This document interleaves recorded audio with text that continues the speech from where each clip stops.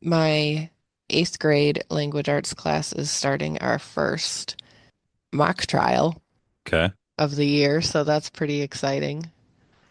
Sounds riveting. It is, it's fun. Yeah. It's fun to plan. They always enjoy it. Oh, I good. offer extra credit for kids who dress up as their characters. Did what? The one we're doing right now is Telltale Heart. I don't know what that is. What am I not understanding what a mock trial is? We do mock trials based on literature.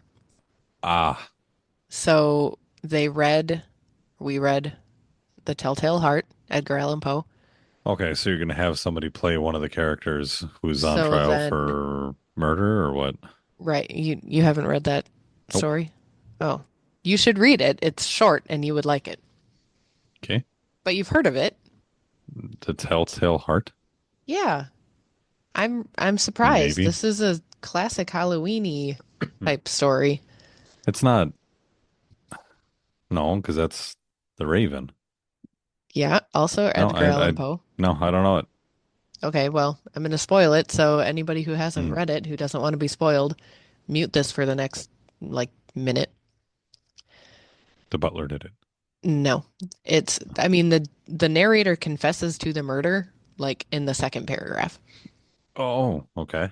He's kind of taking care of an old man who has a filmy eye that he finds creepy.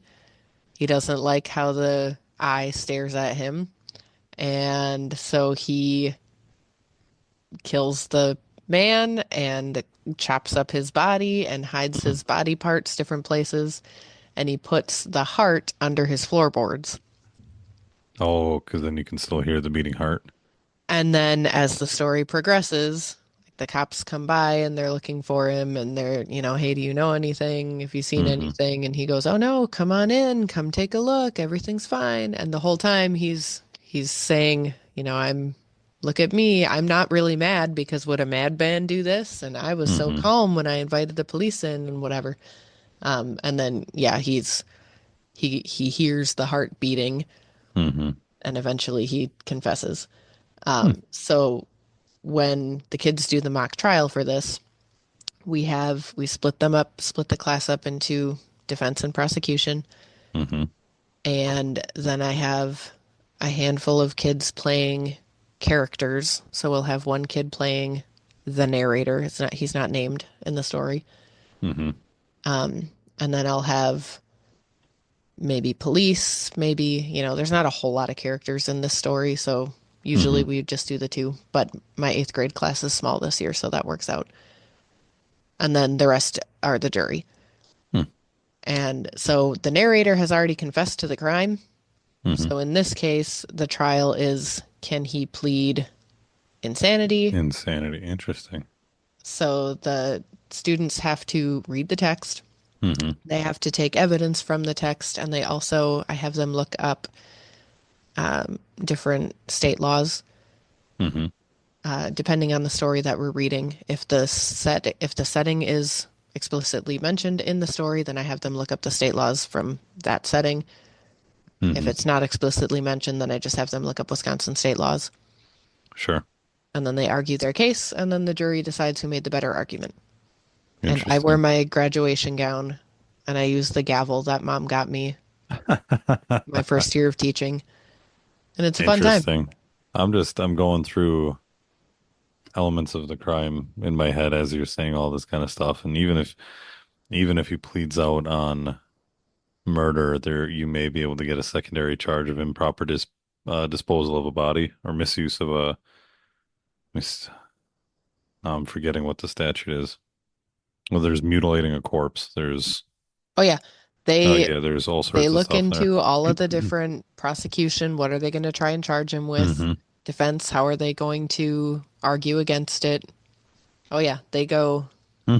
It's a lot That's of good. fun. That's good stuff. I like that. They really enjoy it. Like they get super into it. And like I said, I offer extra credit for the kids who dress up. So Hmm. sometimes, the kids who have characters, they can dress up as Hmm. the character. Otherwise, the lawyers, it's just Wear a wear suit. wear nice clothes. And I've had kids bring in like briefcases. That's And they fantastic. print out their trial notes and they put them in manila folders and like they get super into it. That's fantastic. It Oh, is. good It's for a lot that. of fun. Well, with murder aside, let's start this podcast.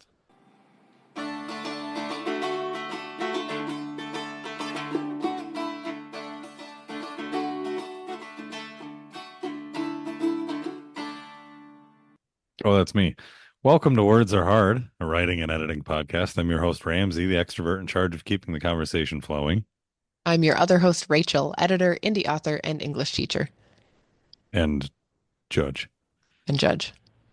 Today's episode is all about types of editing, but before we get that, let's cover our sponsor, which is DD Photography.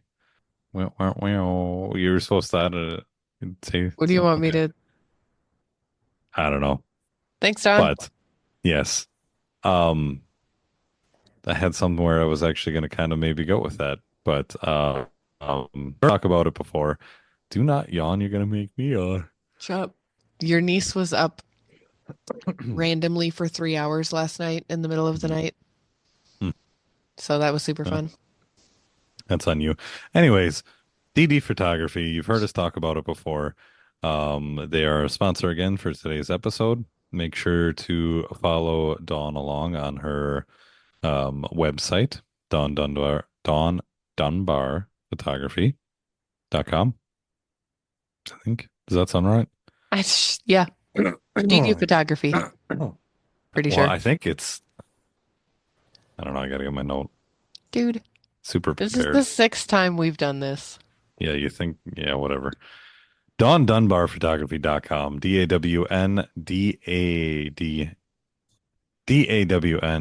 DAWNDUNBAR photography.com.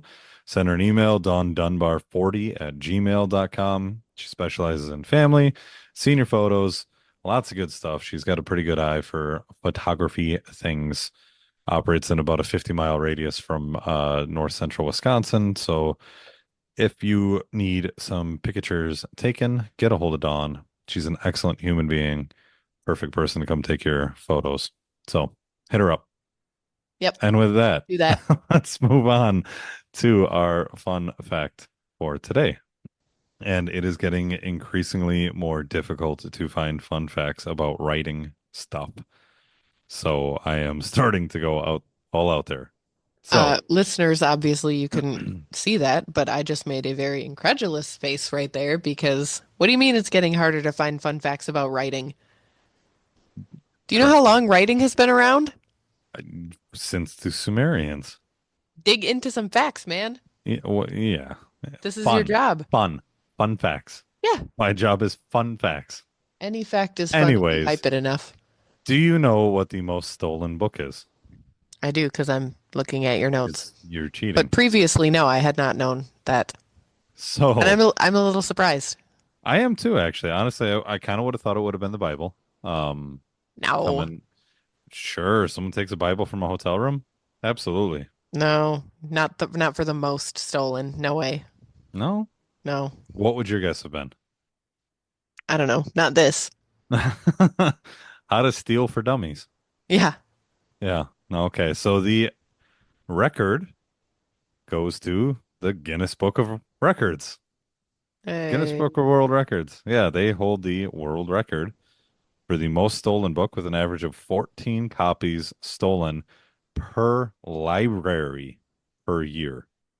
So, I mean, I don't know how many freaking libraries there are, but I mean, that's got to be an outrageous number of so is books. this, hang on now. Hmm. Where did you get this fact? A very quick internet search, so don't go into it.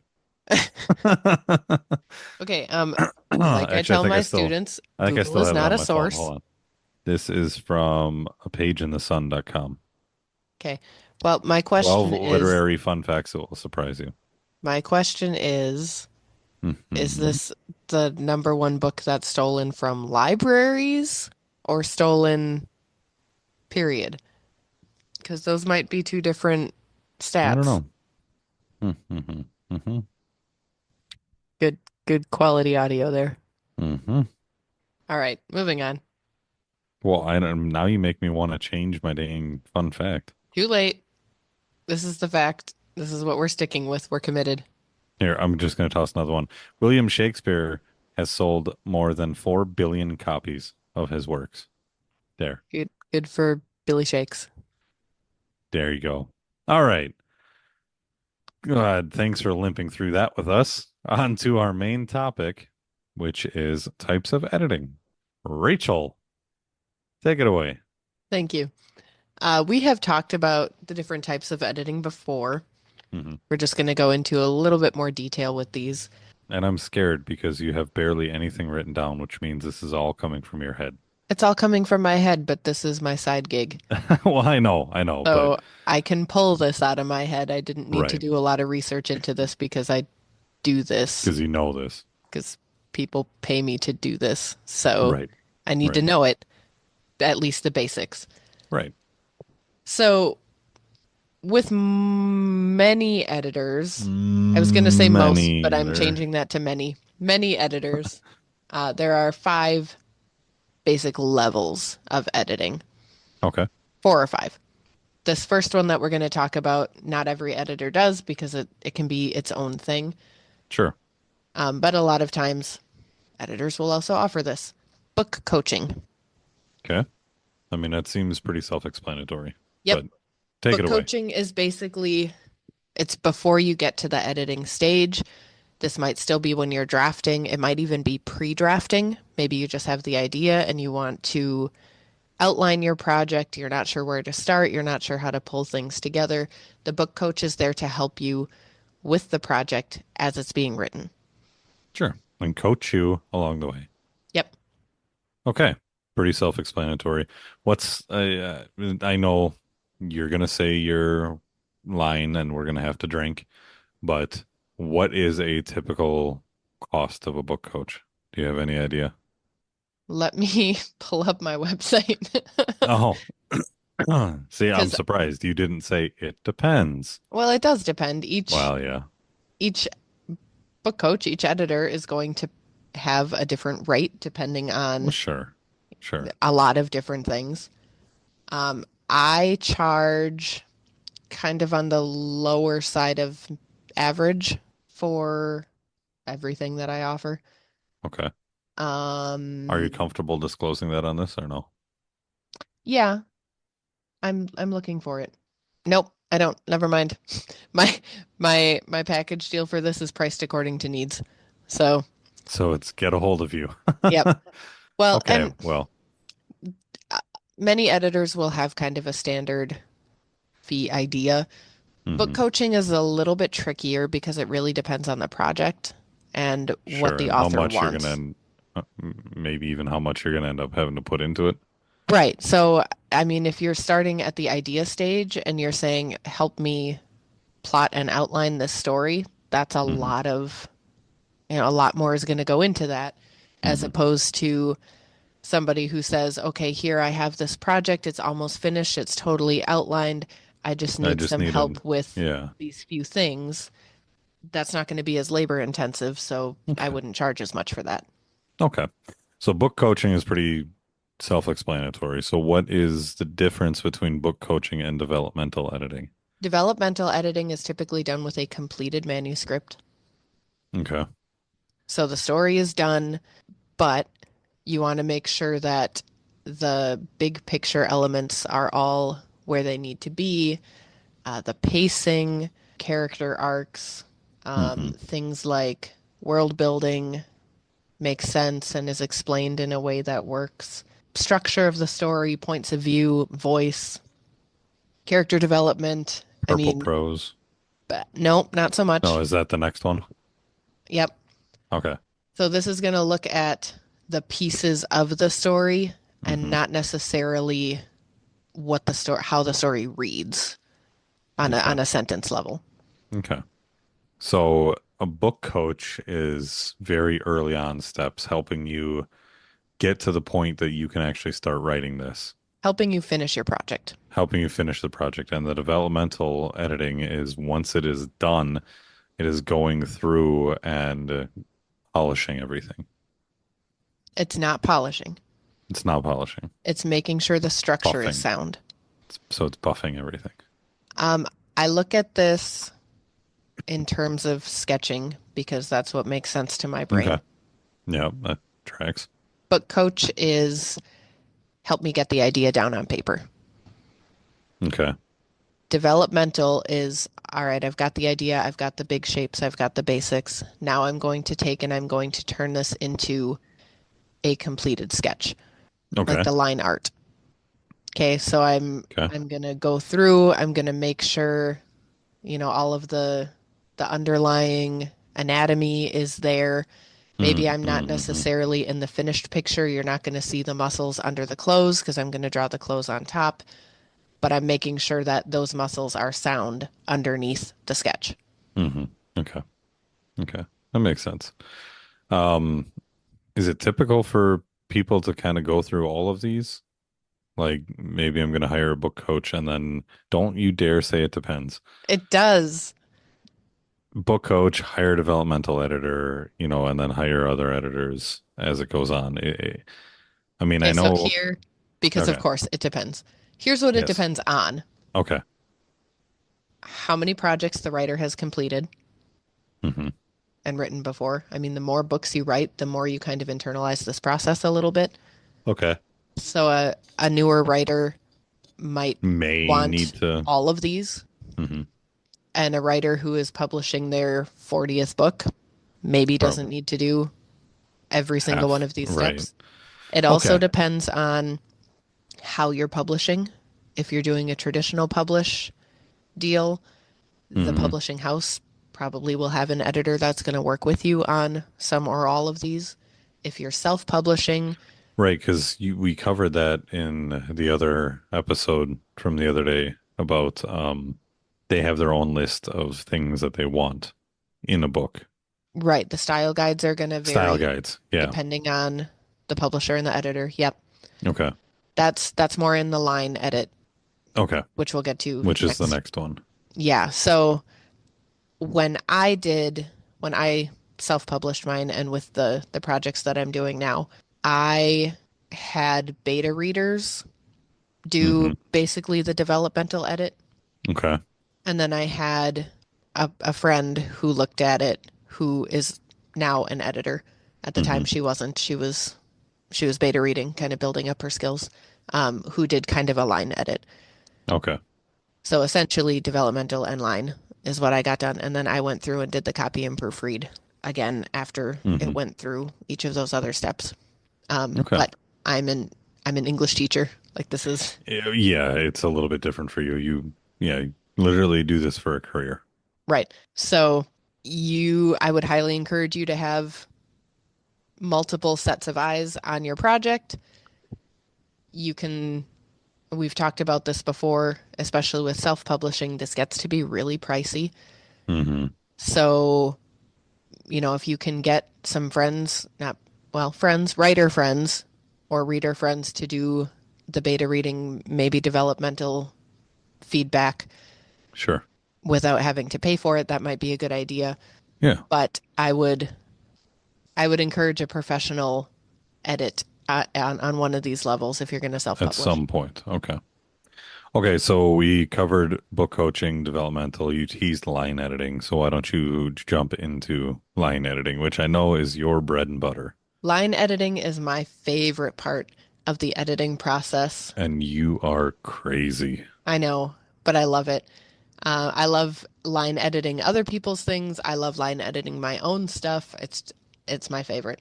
Basically, what it is you're going through and you're. Why are you shaking your head? Because you're nuts. No, this is the nitpicky stuff. Hmm. You're looking at the grammar. You're looking at the sentence structure, but Hmm. it's more than that. You're also looking at style. You're looking at Hmm. voice. You're looking at clarity, details, making sure that things are consistent throughout the story. Yeah, consistency. I was going to say that.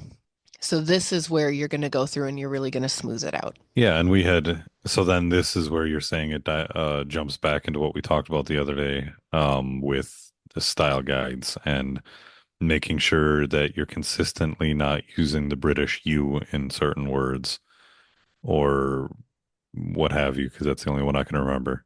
Yeah, this and copy editing is where the style guides are going to Okay. come in. Copy editing Okay. is similar to line editing.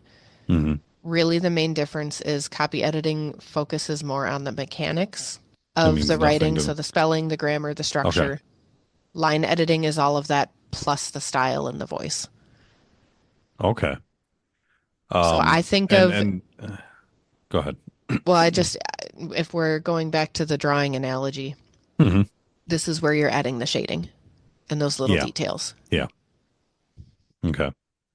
Um, no, I call you crazy because you're literally having to go through word by word Word by by word, word. Yes. but word by word, but then in between those words, Uh-huh. it's just like almost at a microscopic level that you have to go through this entire frickin' manuscript. Uh-huh.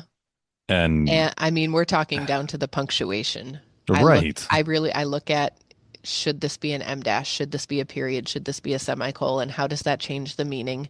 Oh yeah, Yeah, and that's why I say you're crazy because you're lighting up, you're gleeful right now. I can see it. I love it. It's You're so much getting fun. giddy, and I'm just like, man, that's just Line edits tend to be a little slower, well, yeah. I a mean, little you got to read. pricier Yes, because I it's would a lot imagine. more labor intensive, Yeah.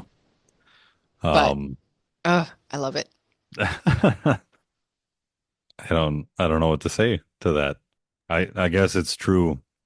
Do what you love, and it doesn't feel like work. But I can't imagine how that doesn't feel like work because Well, it this is why I'm an editor and you're not. absolutely. Okay, let's keep it moving here. Line editing, copy editing, kind of. Is there anything more you needed to dive into with copy? Not really. Do you like why is it called copy? Like I get line because you're going through line by line and editing everything, but why is it called copy editing? The copy is the term for like the words that are like the text. Oh, a copy, Yeah, a but copy not like edit. a copy of something. It's just No, it's that's just it's this is my copy of this. Like yeah, it's but an it's not. original copy, but No, yeah, I no. no. Copy Can we just it's pretend a like I know what the hell you're talking about? no. I'm blanking exactly if it's journalism or newspaper, which I similar but not quite the Hmm. same. But the copy of the text it's not like a copy as in a duplicate.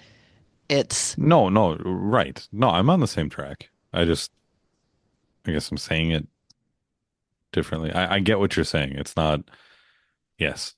the Really good. Siblings, text, we got this. the text being printed or published. That's The copy. That's copy. what that Yeah. is. Yeah. Yep. That's So, what I was saying the whole yep. time. But you were saying it like you meant it, like you're I duplicate of the no, thing, and shush. that's not what it is. Shush. That's what it means. It's you're going through the text Yes. itself and you're making Okay. sure that it's sound, which again, if But you are self-publishing, mhm. highly encourage you to get at least a copy edit. But this is on a line less than a line edit. Let me rephrase that. This is on a level less than a line edit. You're gonna hate me. Oh God, depends. Some editors use these interchangeably. Okay. Some editors Do lump them together because it is kind of hard to do. I mean, a line edit includes a copy edit. Like you are okay. looking for the spelling and the grammar and the whatever. Do you differentiate between the two? I do. So you offer a line edit and you I offer a offer a line copy edit. edit and a copy edit. Okay. My copy edit and my proofread are what I combine. Okay. So then what is proofread? Proofreading would be the final, like you're going through the sketch, you're making sure that all of the loose pencil lines are erased, everything is blended together. There's Hmm. nothing standing out. It's finished. So typos, I mean, wouldn't that get caught in a line edit? theoretically, but you always want to go through one more time after the line and copy edit, line or copy edit Hmm. is done because when you're doing line and copy edits, sometimes you have to rephrase things or restructure things or you're changing words. Hmm. for, redundancy, or this word has been used too often. Let's use a different one. Hmm. This phrase is too purple. Let's cut down some of it. You're changing those things. So, yes, you need to go back through one more time and just make sure, yep, Okay. we got it all. The typos are done. The punctuation is correct. It's all Hmm. good to go. And you're still going to miss something. Yeah. But having those extra sets of eyes will help cut down on that. Okay. So book coaching, developmental, line, copy, and proofread. That's kind of the Those are the main ones. Yep. yeah, the main ones. And in the order you're probably going to get them done. Again, line and copy could be combined, copy and proofread could be combined depending on Okay. the editor that you're But working it's with. depends, but it's in that order. Yeah, for the most part. Okay. You don't want to do a proofread before you do your line edit because Well, you're gonna you're going find to a have whole to do bunch it of again. stuff and then you're gonna end up excuse me, line editing it anyways. Yep. You don't want to Um, do your line edit before you do your developmental edit for the same right, reason. right. Okay. So you So start big those and are then you kind of the zoom in. steps. So Yep. five things. Yeah, okay, yeah. Neato. You got anything else to add to that or Nope. all right. Well, with that being said, Rachel, let's move on to the word of the day. Today's word of the day is racketeer. Racketeer. Yeah. I know racketeering. Yeah. I'm familiar with this word. Yep. It is It's not a used word. often, but No. It means a member of a criminal gang practicing extortion, protection, in quotation marks, intimidation, etc. mhm. It's from 1927. It's from Prohibition. That's really all the older it is. Yeah. Hmm. Okay. From racket, the Yeah. noun meaning a dishonest activity, Haha. plus the ending ear, meaning a person who does that thing. Right, right. So a dishonest person's employment. Person who does a dishonest activity. Yeah. Hmm. Yeah. In the 20s, there was a lot of racketeers, especially in Hmm. our parts. Oh, yeah. You Lots of know, I bootlegging. I don't know how common knowledge that is to the rest of the country.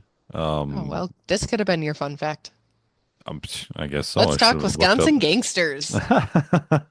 That's a whole nother episode, but I am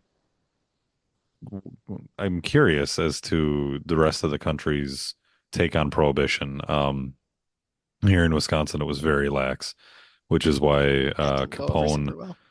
yeah, why Capone could operate pretty much all through Wisconsin to get booze all over the country. Really, he ran it everywhere. Hmm. There was connections straight out to New York City from our area.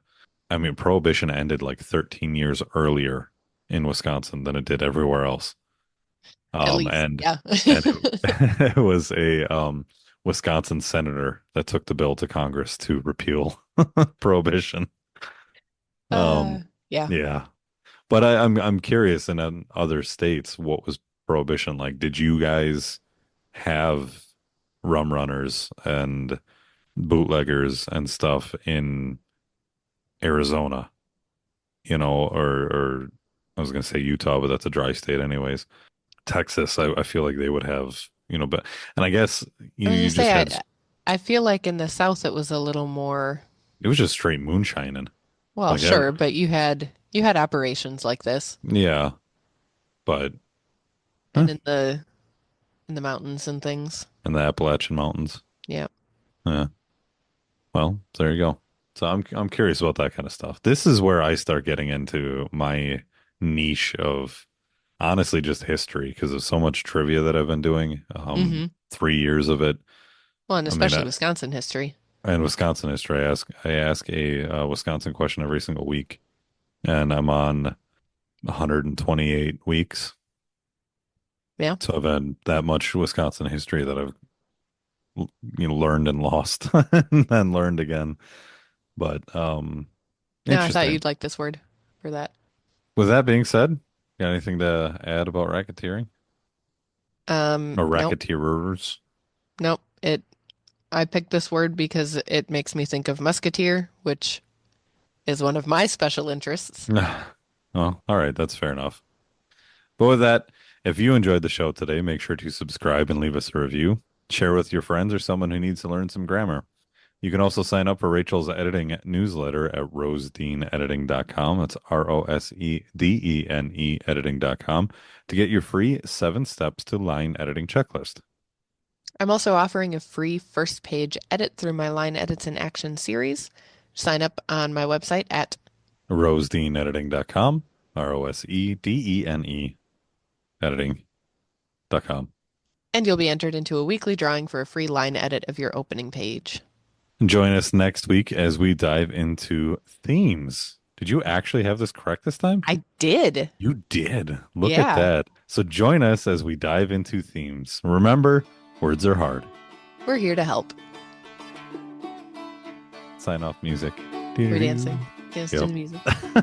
Dance to the music we can't hear. And they can't see, so it's No, totally yeah. pointless, but it's fine. Ayo. It's fine. Cut.